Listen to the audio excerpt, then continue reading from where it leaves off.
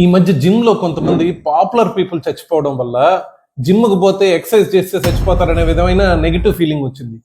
Gym కు పోయి exercise చేయడం వల్ల చచ్చిపోరమ్మా, దానికి కారణాలు ఉంటాయి. జిమ్ కు పోయే వాళ్ళు ముందు రోజు హెవీగా తినేసి ఉంటారు, మరుసటి రోజు పోయి ఇష్టం వచ్చినట్టు చేసేస్తారు, అంతా అరగదీసేయాలి ఒక రోజులో అని. లేదంటే ముందు రోజు డ్రింక్ చేసి ఉంటారు.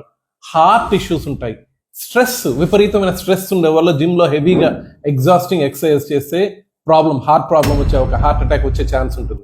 తర్వాత నిద్ర లేకపోవడం, సరిగ్గా నిద్ర, అన్నిట్లోకి ముఖ్యం నిద్ర సరిగ్గా లేకుండా ఎక్సర్సైజ్ మాత్రం లేచి హెవీగా చేస్తారు, అటువంటి వాళ్ళకి ప్రమాదం ఉంది.